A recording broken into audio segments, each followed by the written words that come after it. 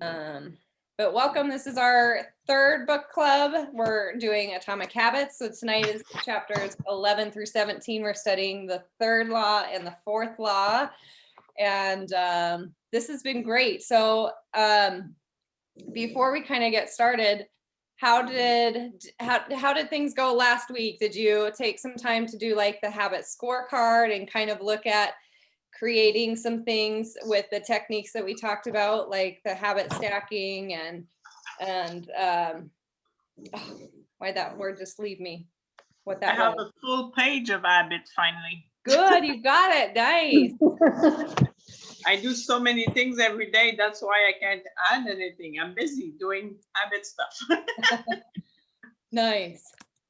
Good. My biggest problem is I make a wonderful plan and then I get started and then I find something else that catches my attention. So while I was gone, my my house was without power here in Oregon. There was a freezing rain. Oh. And so most of the food had spoiled. And so I opened my fridge, and so then I started emptying out the fridge and and taking it to in the garbage to the curb. And I've done everything. I had done everything. I had my water ready. I had my workout clothes on the floor next to where I was going to work out, and that's what was going to happen. Haven't made it to the workout yet because I did all of these other things. Of course, when the fridge was empty, then I had to go shopping and buy some foods because then there was nothing left. Mm-hmm. Yeah. I mean, what was in there wasn't usable anyway, but then I realized really that I didn't have any of the right things that I needed. So I'm really, bottom line is I'm really good at sidetracking myself. So, and life will throw us, some of those things too. And I really like a lot of the techniques here to just be small, right? Like, and it'd be okay. If it's just going to be a little bit, or in these last couple of chapters he talked about, it's not really about the thing, it's about the consistency of the thing, right? So even if you just got a few jumping jacks in per se, for your workout or something, that can be good because you at least did it that day, even if you couldn't do all that you wanted to do. So like Pascal, that was probably great for you, huh? Working through some of the vertigo, that you would go on walks, that you still had something that you were being active with and that you had with that to kind of keep that consistency of what you were doing. Otherwise that could easily let those workouts kind of fall off or something. Well, these workout too, with 2 days off out of 7, it's easy to move it around. I can always catch up if there's something, because I know I don't like it when there's days off, but to catch up, it makes it easier. Mm-hmm. Yeah, for sure. Yeah, that's a good point. Yep. I prefer that it goes 7 days so I don't lose the habit. Yeah. When I take a day off, it throws me off. Yep. I'm really grateful that they added those workouts where you don't need all of the equipment. Yeah, I kept meaning to message you last week and see how that was going. I found those and so I did several of those at my daughter's, because there wasn't anything where I could attach my control track safely. And I had taken some hand weights, and they actually had a bunch, so I would have been fine without those. But we had the weights, and so then we started that. And my grandkids participated, and my daughter did a couple of those too, and was thinking of signing up. But then I don't know, we got sidetracked and never talked about that anymore. That's wonderful. Abby, awesome. Can we make popcorn? Yeah, we're working on this. That's great. Good. That's awesome. I love to hear that. So our third law that we're going to talk about tonight is make it easy, right? So as we kind of talk about the third law, is there anything that kind of like stood out to you from that, or things that you took from those chapters? We can dive into it a little bit more directly, but. Well, that whole example of those photography students, the ones that were working on and producing the perfect picture, produced mediocre work, and the other ones that were just taking lots and lots and lots of pictures without any criteria, they got better just by doing it. Mm-hmm. Rather than focusing on what they had to do to make it perfect. Yeah. So I really like that too. I talked about that in my stories last week, right? Like it's just about doing the reps, you know, and having that practice is so much more important than just planning that.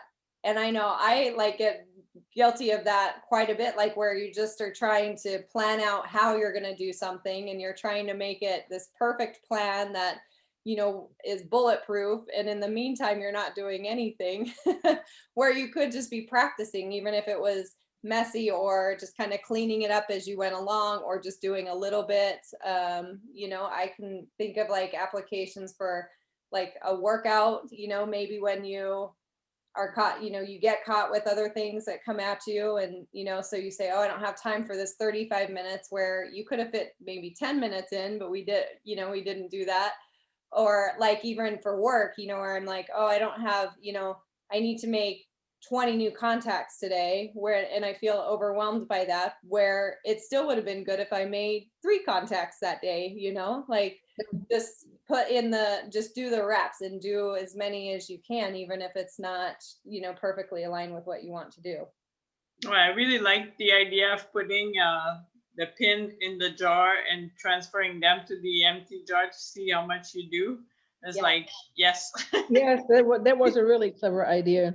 Yep, that was, I think, in talking about the 4th law, but I thought that was really great too.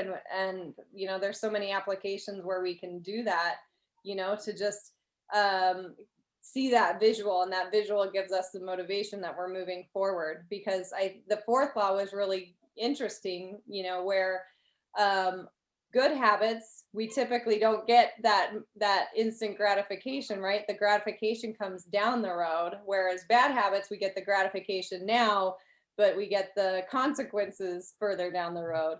And just how those were, I never thought about good and bad habits like that. You know, obviously it makes sense like that. So we have to kind of give ourselves opportunities to build that rewards early on into the process of doing good behaviors so that we're rewarded similarly with more of that instant gratification as we're doing that.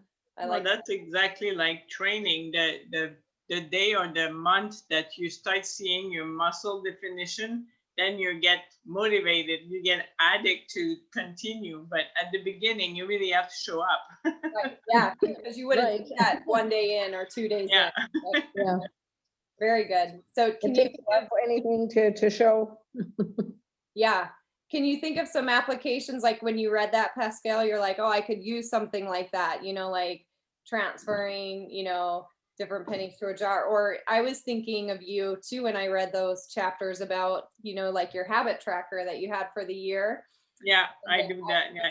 I feel guilty if I think about it and I said, oh, I can't color it because I didn't do my workout.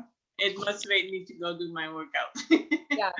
So I don't know if you saw Barbara in our Facebook group. You might have joined a little bit later than she posted this, but Pascal posted it was a graphic. It had like every month of the year on one page, and it was divided, you know, by how many days are in the month that you could, you know, color in each of the squares each day that you did your work. You did a workout, you know, during the year. So good. Yeah.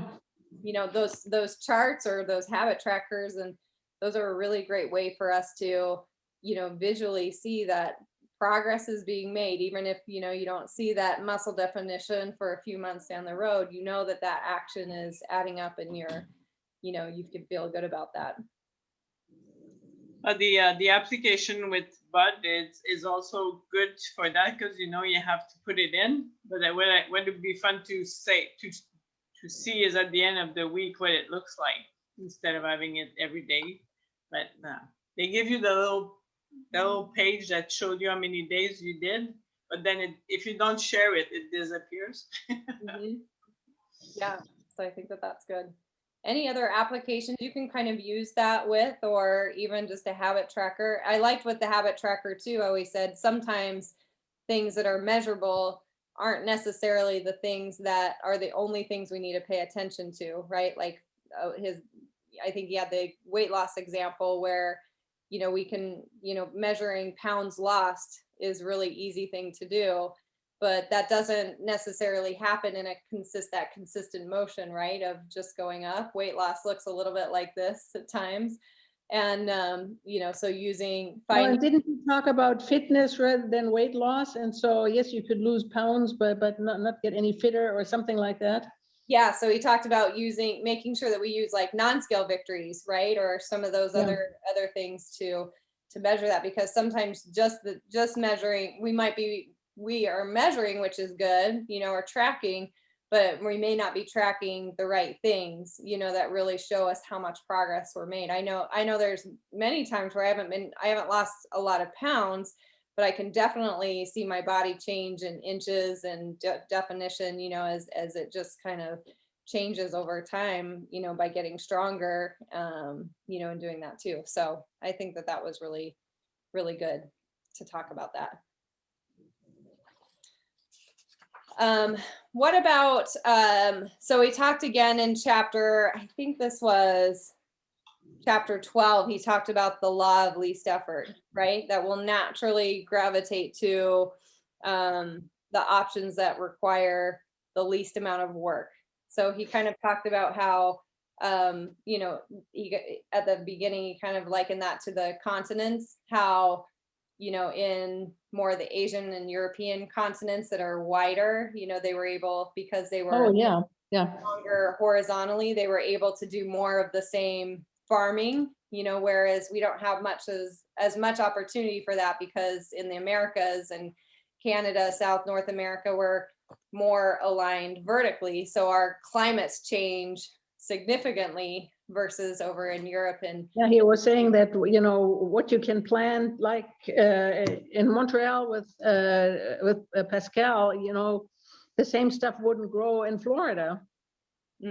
Right. Yeah. So it'd be very hard to do that. So but if you go from east to west, at the same latitude, if you have it in France or in Germany or in Poland, it works because it's the same climate.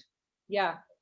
So I like the way that he talked about that. And I was thinking of, Tani, because she kind of was going to practice this, was kind of like shaping her environment to create less friction, basically, right? So that it's much easier for us to do the things that we wanted to, or making it less easy to do habits that we didn't want to. So I kind of wanted to know of his friend that was the engineer that, that connected the bike to the computer, so that Netflix would only come on if he was biking at a certain speed. I'm like, that could be really fun. I think I need somebody to do something like this for me. You could like do something with the rower or something like that, Barbara. Yeah, well, I have a treadmill, I have a bike, I have a rower with any one of those machines. Yeah, so I thought that was really, really good. So I like that. And then another chapter on making sure it was easier was using the 2-minute rule. What did you guys think about that, the 2-minute rule? Yeah, well, that's what I said last week. To be able to do something that is long, as long as you start with 2 minutes, after that, you're good. When I do my cleaning the house or something, I know if it takes 2 minutes, I do it right away. And then when you start, you continue to do it, different things after that. Any thoughts on that, Barbara? Yeah, I usually don't stop after the 2 minutes, so Yeah. if I can get past the first 2 minutes, I'm good to go. Yeah, I highlighted this in here. He said it's easier to continue what you are already doing than to start something different, and do something different. So, Yeah. and I thought that was really kind of eye-opening too, to look at the decisive moments, right? So made me smile so much. I'm like, oh yeah, even as I just read that, I just had a decisive moment, that maybe wasn't good, or maybe this one was good. And, you see that. So basically those decisive moments are those we have a little choice, and it sets our trajectory as either headed towards the habits that we want, or headed towards those negative habits by what we choose to do with that moment. So do you guys have any examples of decisive moments that have either led you in a positive direction, or in to do things that maybe you were trying to not head that direction? Yeah, well, just picking up my phone if I just think and not pick up the phone, I can do so much other things. If I just open my phone for a True. ding or something, then I spend half an hour doing absolutely nothing but just surfing. Oh, that's a perfect example. Yeah. Perfect example. Yep. So easy to head down that rabbit hole in social media or answering text Well, messages. for me, it's not even social media. For me, it's current events. So I saw that they were interviewing Merrick Garland for for what? The Justice Department there, you know, the top guy. And so I got really interested, and so I listened to those interviews, you know, from the different senators and congressmen there, and afterwards, okay, really, I didn't need to do that, you know. I would have learned at some point what they decided anyway, you know, but it got totally sucked into that. Yeah. Yep. And I think it's good to know what those moments are, right? Like we can take Yeah. habits that we do and see those decisive moments, right? Like for me, I even go back to, I was thinking, and this happened today because like I just had this moment, I felt overwhelmed. I, had to do some different things this morning because Ben woke up not feeling well. So I didn't do my workout first thing in the morning like I would on a Monday.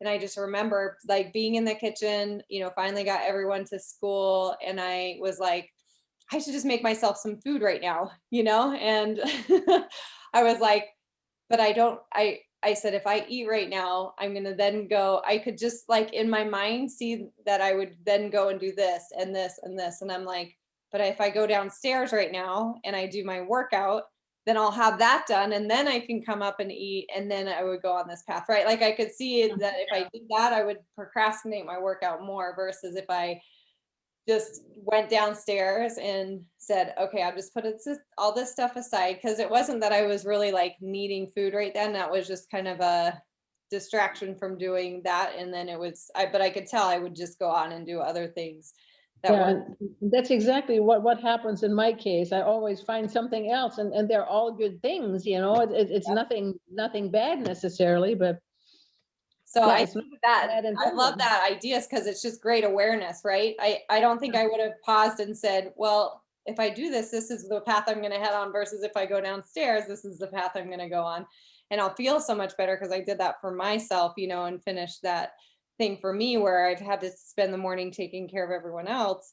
Like it was great. It was great to like just think through that and just have that pause. And I think that, now that we know that we have those decisive moments where we can say, oh, if I turn on my phone, this is where I'm going to go. And I don't want to go there yet. Right. So, and you can even use that. What was that? What was that called that we learned last week? I don't know. It's on the tip of my tongue. Oh, temptation bundling, right? You could even use that, to say, oh, well, when I get my workout done, then I'm going to turn on my phone and spend 15 minutes scrolling or whatever. We can bundle it that different way, instead of just doing it too. So I love that. That's going to help me a lot just to remember, oh, this is a decisive moment, which trajectory you're going to put yourself on for the day, to be able to do that too. So, and it's great how small that 2-minute rule is. It kind of seems silly, right? Like, some of the examples he gave, do 30 minutes of yoga becomes take out my yoga mat, right? It's something as simple as that. Study for a class becomes open my notes. Folding the laundry becomes fold one pair of socks. But how that can really help us to start very easy and gradually work out. Because just like you said, Barbara, like a lot of times, if we've done it for 2 minutes, a lot of times we won't stop, or we feel differently, than we did 2 minutes ago before Right. doing the whatever that thing was. So I think that was really, really great. I love that. Well, every day I think about you at 5 o'clock, because if I hesitate about my workout, I keep thinking, Tina's been working on my case for me to start and do this in the morning. I gotta prove to her that I can do it, even though if I don't do it in the morning. I know it's wrong. I should do it in the morning. Then like anything can happen during the day, then my workout is done. But at 5 o'clock, if I didn't go downstairs, I would say, Tina wins today. I should have done it this morning. That's good. I think and that's great too, right? Like, so kind of moving into the fourth law, like making it satisfying. So one Yeah, thing we talk I don't about, want like, to. I don't want to have to tell you I didn't do it because something showed up, and I didn't have time at 5. Because I would hear you. If you'd done it at 6 in the morning, nothing would have disturbed your schedule. Nobody wants anything from you at that time. yeah. But I think that I was really thinking a lot about that. And I thought, how true is that? Like when we have that accountability partner or somebody, and he was talking about making like a habit contract, right? Where you make it so that it's painful, you make those consequences painful so that you want to doing. So it was kind of the inverse of the fourth law.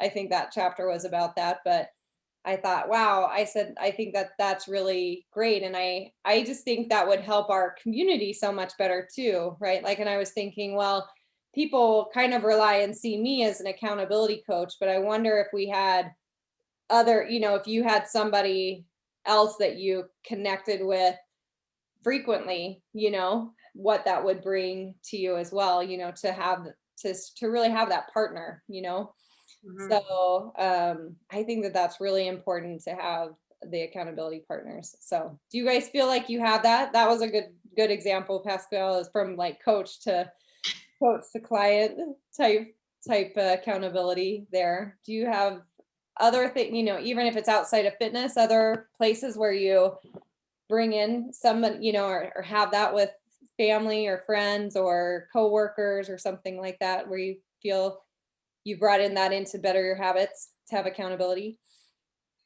Well, like any of the challenge or anything that I see on the internet, like not drinking for a month or walking a 5K or anything, I always registered. So it gives me like nobody's checking me, but I took the conscious decision to do it, so I'll do it. Yeah. I post it on Facebook, so my friends see it, my family sees it, so they'll ask me if I did it. I don't want to have to say, "Oh, Finding, you know what? I didn't do it." I said, "Yes, I did it." So that's Yep. good. Using that kind of social aspect for accountability is really good. And then also, you brought up, and this is something that really I think is kind of shaped who I am, is racing, and I did it the same, it's kind of the same consequence, because it would be painful to pay for a race and then not do it or feel like you couldn't do it well, so that you enjoyed the experience of that. I know that's why I've always, loved racing, because it's that carrot, you've invested in it, right? Instead of just saying, oh, well, I hope I get to it. It's like, oh, I just like, especially like big races, like an Ironman is like $600-700. I'm like, well, that's something you're definitely going to get ready for, right? That's a huge Yeah. investment. But like when you put $30 down for a 5K, like, you're excited to Well, make. if you sign up for Team in Training and you hit up people for donations, for your Yeah. fundraiser,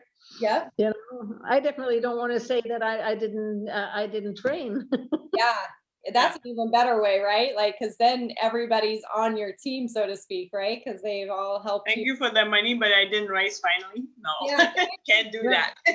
And then I just decided to walk away from that. Perfect. Those are really great examples. I like that too. So But a lot of the habits too, I realized when I wrote it down, is that things that pile up to each other, stack to each other, but it's also things that I have visual cue. Like I'll leave the essential oil on my table, so I put lemon essential oil in my water, and then I leave, things around. And then once it's done, I put it away. And then when I get ready for the next day, I get them out again. So yep, that's by perfect. doing that, it keeps me going. Yep. Anytime we can do that, and also like making, going back to the third law, right? Anything we do to make it easier makes it so that we're doing it. So if it's already out, you'll do it. I actually just recorded a video to do a reel for Instagram, but it was just showing how I set up my workout clothes for the week. So I actually bundle my workout clothes in little kits. So I have my pants, my shirt, my underwear, my sports bra, like all of it's together. So now I don't even have to go to different drawers. I just have a drawer that has that for the whole week. It has my workout clothes, and I just pick one out and I put it in my bathroom. So in the morning I get, it's right there. I don't have to search for it in the dark or, and there's like, it makes it that much easier. So, some people would be like, oh, well, that would only take you like, I don't know, 30 seconds to pick through your drawers and pick all that out, but it's more work, right? It's more Well, work. it's also they're waiting for you, so you have to go get them. It's more work than just picking up that bundle. And it's enough work that if I was tired in the morning or didn't want to get up or it was dark and cold, I could say, oh, I bet I have to find all my workout clothes in the dark. And, it's just, you can create that moment of doubt that you don't need to do it. Where if it's in your bathroom already, you know what you're going to wear. Like, it's just a matter of putting it on. You're like, I don't have an excuse. It's all right there. I have it all ready to go. Yeah. But Tina, I've managed to put on my workout clothes and then do everything else in my workout clothes. So It's comfortable. that too. You gotta use that 2-minute rule, right? And Yeah. build that ritual, right? The ritual has to. Yeah, that's really it. I haven't really come up with a good ritual there. Yeah, the things that you do before that get you to the workout. So remember in the lady in New York, that she would get herself ready and then, Put on her hat. Yeah, The hat was call the the cab. big thing. Yeah. So it was calling the cab that finished the ritual, not actually doing her workout at the gym, but calling the cab. So like you could apply that to something that, when it ends, every time you go, you're right into that workout. Yeah, then I'll do that instead of cleaning up the kitchen or emptying out the fridge or whatever I can find here. Yeah. Yep. So, and those are painful things, right? You want to avoid those, don't you? So of course you want to do. It's like it's the workout she wants to avoid right now. I would rather avoid cleaning the fridge. I don't know. So that's good. I think we've talked about a lot of the fourth chapter or the fourth law, just about tracking and things too. But, just a couple of the benefits of tracking our habits that I thought were great that he brought up. He said, one, habit tracking is obvious, right? So like just seeing it there really helps us to see what's going on and to help keep us honest with that, so that we can act better. A lot of times when I can't remember what the percentage is, but I think, he said that people who track their food lost, was it 20% more weight or 50% more weight, something like that, than people that didn't. And, again, it's because you are more aware of what's going on, and you're able to really see it. So it kind of sparks you to want to do better. Cause I know when I track, sometimes I'm like, is that the spiral I want to write down in my tracker today? And so it helps me to say, no, let me walk away from this and come back and see where that is too. So, and the second benefit he said is habit tracking is attractive, right? So the most effective form of motivation is progress, right? So we get to see, just like Pascal talked about, like the moving the pins to the different bottles or, getting to check off the boxes, like it's exciting. Like we physically get to see and do something that, is like that. So, and, when we have those small wins, it allows us to progress, and to keep wanting to move forward. And then the third benefit, he said, habit tracking is satisfying, right? So, it helps us to be able to check those boxes because it feels rewarding, when you see your calendar on the wall and it's a bunch I'm just of like a kid. Yeah, it's more colorful than it is white boxes that don't have any color in them, right? Well, February has lots of white boxes because of my vertigo, unfortunately, but we'll try to get the rest of the year better. Yep. Well, but the most satisfying moment I had last week, and I forgot to write it down when I did your Sunday thing, is that, I'm late in the workout, but we did the push-up with the heart shape like this. Oh yeah, the diamond push-up. I was never able to do that before. And I did it every time, 12 times. I was just amazed at myself. Yes. Oh, I love that when we can see those moments and you're like, wait a minute, I couldn't do that before. And it's like, yeah, that's awesome. Very good. I love that. Just building the muscle everywhere else. Because I used to have a trainer at the gym and he used to tell me, just do it. You day 5 today, 10 tomorrow. It's like, no, it never worked. It's building the muscle everywhere that makes me allowed to do that today. Mm-hmm. The rest wasn't true. Awesome. I love that. So good. Any other thoughts from those chapters that you guys want to share as we kind of wrap that up? Well, I just like the title. It's Tiny Change, a Remarkable Result. I read it and it's true and just living proof of everything. You know, you just have to go and do it. Yep. Yes, go and do it. that's really where it's at, the doing Yeah. it. Yep, for sure. And I love that, so if you go back to the email from last week, I send that and I'll send it out again. I'll send this recording out and I'll put it on there, but I provided a link to all of the kind of handouts that he created through the chapters that he references and stuff. And so last week I asked you to pay particular attention to the scorecard, right? And we filled out our scorecard and started working on including and incorporating some of those. So this is what I want to have us look at this week. And this is he refers to as the habit cheat sheet. So basically he goes through each of the laws and kind of helps us with the main points of how we're able to apply those laws. Now I'm gonna take this and I'm gonna create a second spot. I just didn't have enough time to do that today for this, but I'm gonna kind of create a blank side over here where we can take this out and write it for ourselves, right? For some of the specific habits that we want to develop, right? So like where he says, here, use your implementation intentions. I will do such behavior at this time in this location. Like I'm going to have a blank box here for you to actually write your implementation intention of what behavior you're going to do, what time and location, right? So we can go through each of these laws now and apply, specific action, that we want to take, because that's the way, you'll probably keep doing this over time more and more with different habits, but even just starting with one habit that we want to develop better and, doing that so we, set up our environment correctly so that we can stack this habit with something that we're already doing, right? So that we can make it so it's easier, and make those consequences a little more painful or, more appealing, depending on how you are looking at your habit to do those things. So, so I'm going to take this and kind of make it so that it has his laws, but also that it gives us some space to take action with each of these things on the cheat sheet. So I'll send that out tomorrow with this recording. I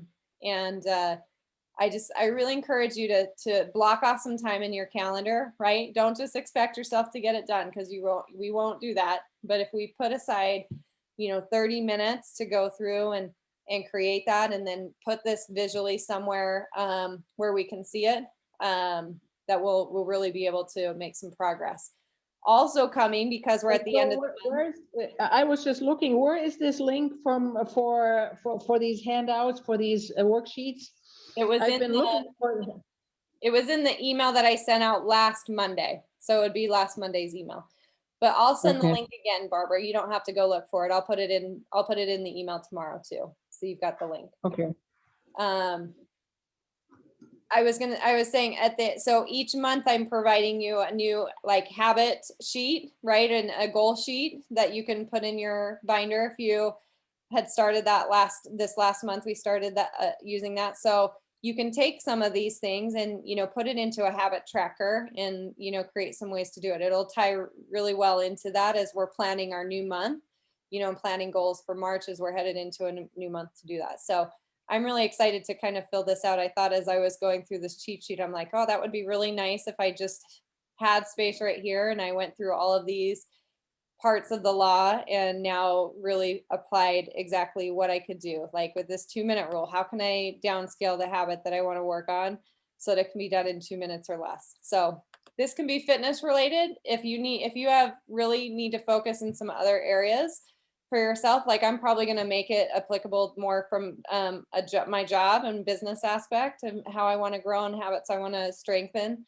You can do that too. So whatever area of focus you need right now, use this for that and fill that out. And I'm gonna do a post next week in the Facebook group that we can share this so you can stay accountable. So you got your accountability partners with that. So any questions on that? I'm excited to put that together. All righty. Yeah. So, and the last part of the book is advanced tactics. So how to go from being merely good to being truly great. So I'm excited as we kind of put that sheet together and we have that habits to start with, just some great ways for us to really accelerate that progress, to be really great at what we're trying to do with developing those habits. So any closing thoughts, last things? No, just have to get going at it every day.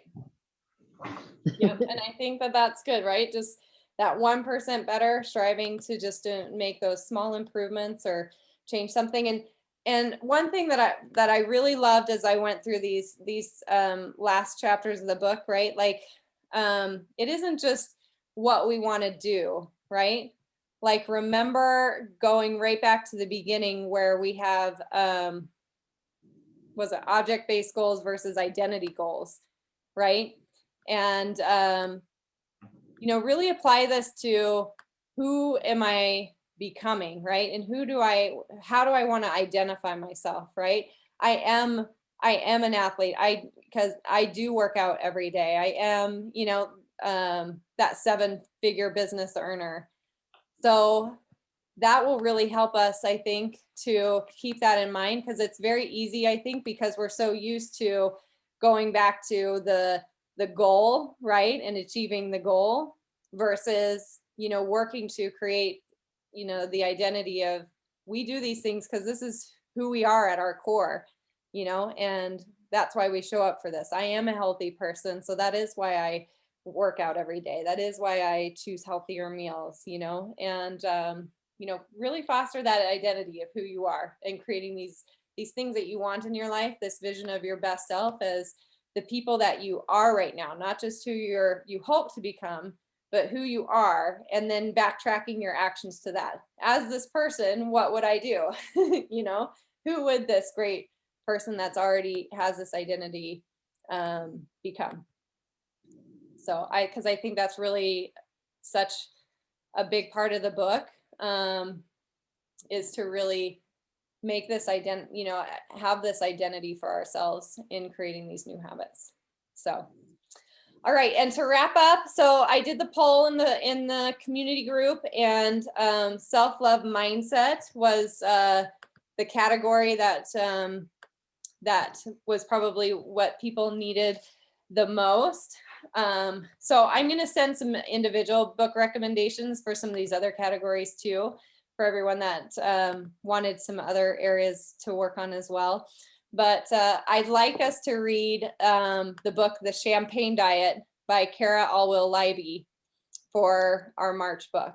I think it just has some great aha moments in how we can show up for ourselves best, and some mindset things that will help us to do that. So I'm excited to read that. And so I'll post that in the group tonight so that you've got a visual of what that looks like too. But would love for everybody to join us in March too. It's a little bit shorter read, so probably wouldn't take quite as long for us to read it, but I think we can have some really great discussions and some really good things that'll impact how we move forward and think about ourselves. So it's kind of a great combination too, because we're studying really putting ourselves first and a lot of self-love in February. And in March, we're going to be talking a lot about mindset in our BOD group. So man, I think we'll just get so many great things. There'll be a lot of good nuggets to be able to share. What's Celebrate what's the your way author to a of the healthy campaign mind diet? and body.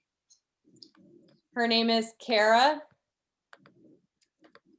I'm gonna look up how to spell it because I always spell it wrong. Just put champagne diet in Google, it finds it right away. Yeah, I found one, Carol Alwell Leba or something like that. Yeah, Yep. yeah. That's her. Okay.